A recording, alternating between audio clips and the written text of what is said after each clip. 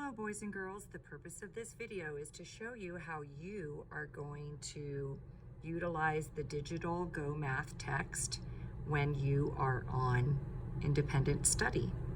So I already showed you here the link and how to find the Go Math chapter and lesson in the digital student workbook. It's in this video.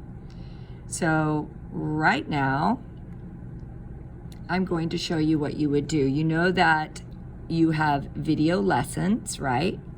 So let's say that this is your lesson, that you have pulled this up. Let me go backwards. And this is the lesson you are doing.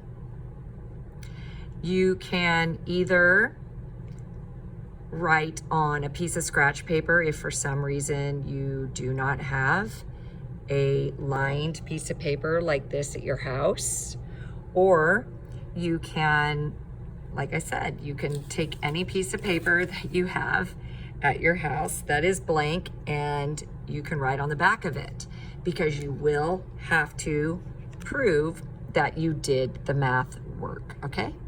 So let's pretend our lesson is 1.4. Do you see that? So you will just write 1.4. GM for Go Math 1.4. And you will write the date, okay? And then you are going to follow the lesson video, okay? And you see it says here that you can work along. Well, this page is just to get you started, so you would just work along watching, okay? But right here this is the example, so you would just watch. Now where they start to the share and show, you will write share, whoops, and show, okay? And then you do not have to copy all of this. No. You are just going to work out the answer. So where it says exponent form, right, you are going to write down the answer. And where it says the word form, you would write down the answer. And you would continue doing that, right, for all the problems. And you can pause the lesson video as you go. And then, of course, you are going to press the next page. And now it's on your own. And the lesson video will go over that. So you are going to do the same thing, right? Number 6, you will write down the exponent form and word form.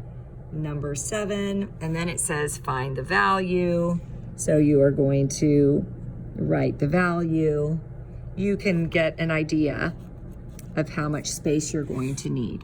Now, boys and girls, for problems like number 11, where they have a zillion things, please do not write. Oh my goodness, that would take forever, but you know you need 1, 2, 3, 4, 5 lines. So 1, 2, 3, 4, 5 lines to write your answer. And then you would do the same for 12 and 13. All right? And then it talks about this. You would just write the value of n. And then down here it says explain how to write. I think that says 50,000 using exponents. And so, you know, you would write your explanation and then turn your page over and turn the page, okay? And unlock the problem. So you got 16, and then what are you asked to find? So you're gonna write A, right? And you're gonna tell what you're asked to find, and B.